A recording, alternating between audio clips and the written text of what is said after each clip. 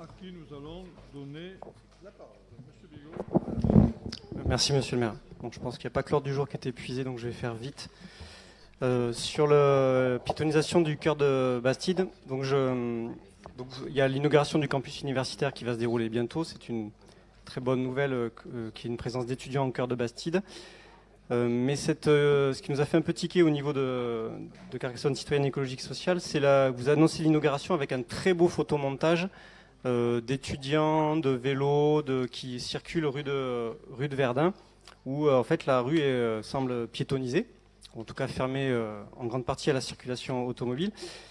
Et donc on se demande si ça augure d'une réelle piétonisation raisonnée bien sûr de cette rue, puisque notre ville n'est clairement pas une ville agréable pour les piétons. Le baromètre des villes marchables sur lequel vous communiquiez lorsqu'il a été lancé a rendu son verdict. Bon, la ville de Carcassonne est classée 225e sur 230. C'est un indicateur parmi d'autres, c'est pas le seul. Mais aussi on recueille nous les témoignages des habitants assez régulièrement. Pour des personnes à mobilité réduite, c'est très compliqué de circuler en cœur de Bastide ou même dans d'autres quartiers. Les trottoirs sont souvent trop étroits, mais aussi souvent dégradés. Il y a une circulation automobile aussi qui parfois rend les choses très dangereuses. Donc pour faire un court, est-ce que ce photomontage, monsieur le maire, que vous avez donc mis en ligne sur le site de la ville, augure d'une prise de conscience et d'une action de la majorité en matière de piétonisation du cœur de Bastide? Une piétonisation qui peut bien évidemment laisser accès aux résidents, aux livraisons, aux secours, aux différents secours, comme ça se fait dans de nombreuses villes.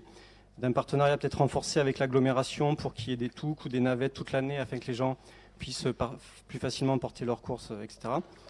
Et d'autant qu'il y a des financements qui existent pour ce type de programme. Notre ville est passée à côté cette année de l'appel à projet Marche du quotidien, donc qui va quand même être relancé. Donc la ville pourra se positionner sur ce type d'appel à projet pour aller chercher des financements, parce que c'est un appel à projet qui est doté de 3 millions d'euros.